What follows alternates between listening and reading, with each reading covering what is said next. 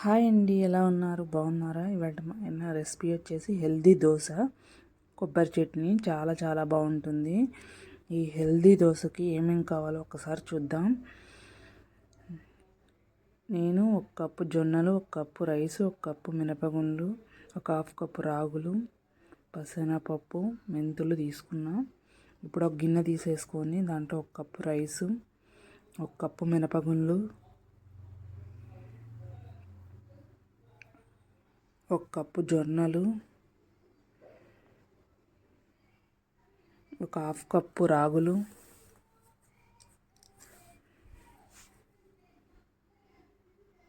2-3 table spoon పసనపప్పు, 1 table spoon మెంతులు వేసేసుకొని శుభ్రంగా కడుక్కోవాలి. వీటిని ఒక 2-3 సార్లు కడుక్కొని వాటర్ పోసేసుకొని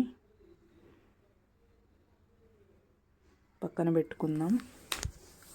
ఇవి మనం నైట్ పోసుకొని పొద్దున్నే కూడా దోశ చేసుకోవచ్చు, అప్పటికప్పుడు చేసుకోవచ్చు.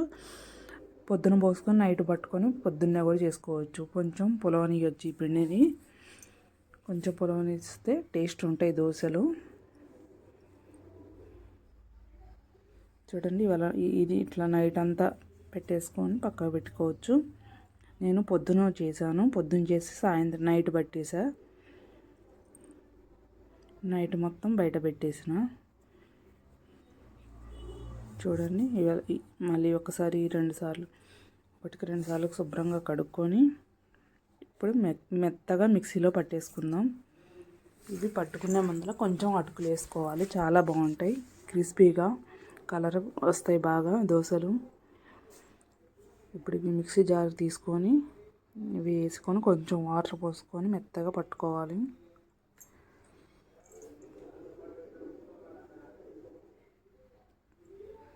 చూడండి, ఇలా మెత్తగా పట్టుకోవాలి. మొత్తం పిండిని ఇలానే పట్టేసుకొని ఒక స్టీల్ డబ్బాలో తీసుకుందాం. ఇలా తీసుకొని పక్కన పెట్టేసుకొని చూడండి, పులిసింది పిండి.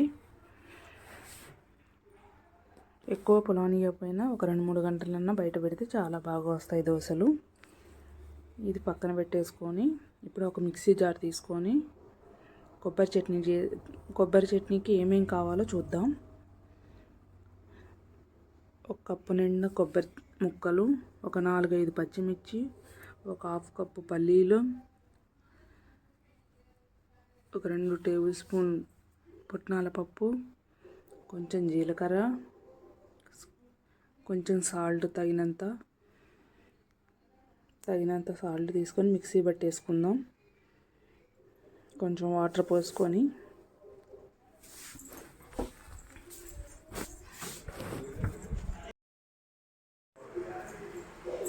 చూడండి, ఇలా కొంచెం వాటర్ పోసుకొని మెత్తగా పట్టేసుకుందాం ఈ చట్నీని.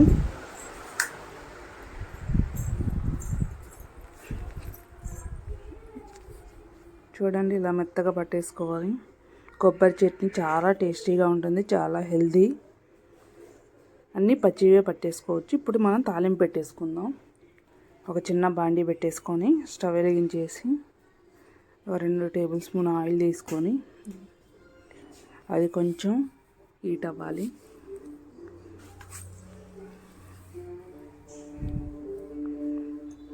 కొంచెం హీట్ అయిన తర్వాత 1/2 టేబుల్ స్పూన్ జీలకర్ర, 1/2 టేబుల్ స్పూన్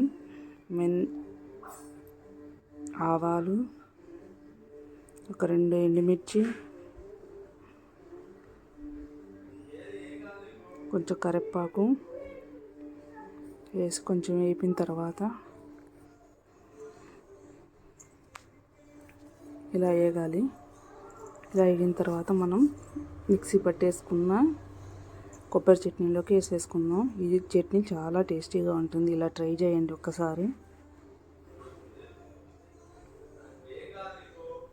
చూడండి, ఇలా చట్నీ వేసేసి పక్కన పెట్టేసుకొని ఇప్పుడు స్టవ్ వెలిగించేసి దోశ పెనం పెట్టేసుకుందాం. ఇప్పుడు మనం పిండిని ఒక గిన్నెలోకి తీసుకుందాం. చూడండి ఎలా పొంగిందో.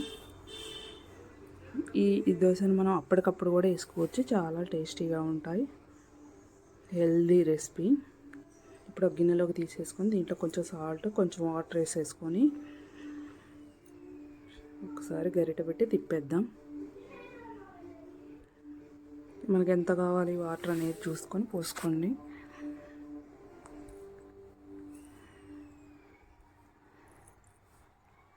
చూడండి ఇలా పోసేసుకొని ఇప్పుడు పెనం హీట్ అయింది, దోశ పెనం. ఇప్పుడు మనం దోశ వేసేసుకుందాం.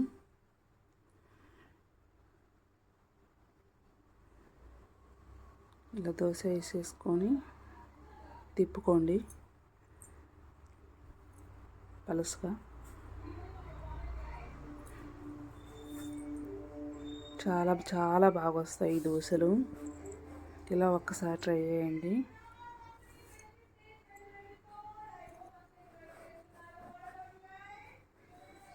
కొంచెం ఆయిల్ వేసేసుకుందాం.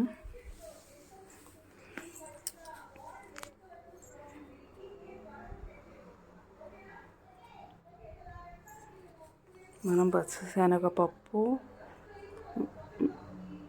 అటుకులు వేసాం కాబట్టి కలర్గా వస్తాయి, మెత్తగా వస్తాయి, ఇలా కలర్ఫుల్గా వస్తాయి గోల్డ్ కలర్లో. చాలా చాలా బాగుంటుంది ఈ దోశ. ఇలా ఒకసారి సైడ్కి కూడా తిప్పేసుకోండి. తిప్పుకొని ఇప్పుడు మనం ప్లేట్లోకి తీసుకుందాం. చూడండి ఎలా వచ్చిందో, చాలా బాగుంటుంది. ఒక్కసారి ఇలా ట్రై చేయండి నా స్టైల్లో. దోశ విత్ కొబ్బరి చట్నీ కాంబినేషన్ సూపర్ ఉంటుంది. చూడండి ఎలా ఉందో కలర్ఫుల్గా. ఇలా ఒక్కసారి ట్రై చేయండి. మన ఛానల్ని సబ్స్క్రైబ్ చేసుకోండి, లైక్ చేయండి, షేర్ చేయండి.